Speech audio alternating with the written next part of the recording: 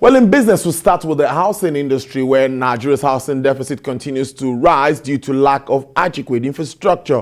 Stakeholders in the real estate sector have called on the government to create a more enabling environment that will encourage more investment in tackling this challenge. They made this call at a briefing on infrastructure challenges in housing put together by wipafrica in Lagos. Blessed Omonose reports.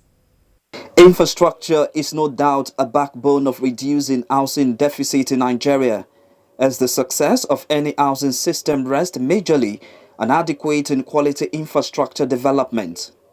Over the years, private investors in the real estate space have invested massively in bridging the infrastructure gap, thereby reducing the country's housing deficit through monumental projects that have spurred economic growth.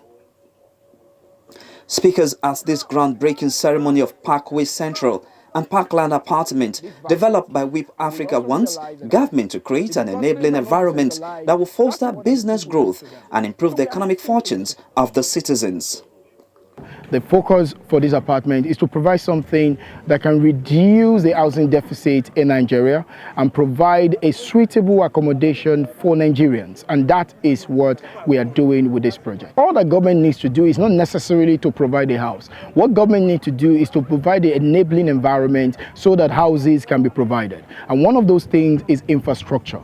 You know, infrastructure is the biggest multiplier effect in real estate. If there is no infrastructure, housing is just a shelter. It's infrastructure that make things happen. Government provides enabling environment, infrastructure. You were here when we were talking about spending 40 million naira on this bridge. That's supposed to be government responsibility.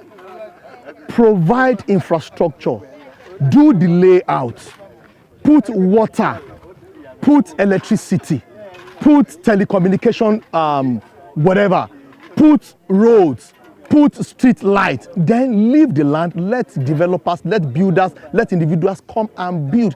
That is the normal thing to be done. Affordability being our watchword, well, we decided to put up this 150 unit apartments and we bring it down to the minimum cost.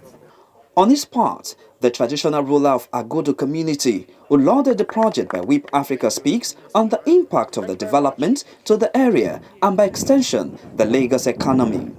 It's a very good project that will bring a lot of development to this community, because people coming from Jakonde, Okota, Ago, Festac can easily link Bokno.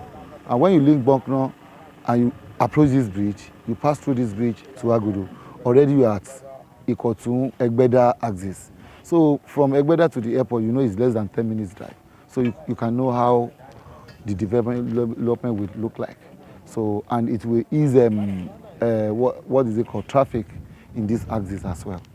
For the private sector to continue to make meaningful contribution in solving Nigeria's housing challenges, it is expedient for government to come up with policies and reforms that will support and encourage more investment in the real estate sector. Blessed Omonose, TVC News, Lagos.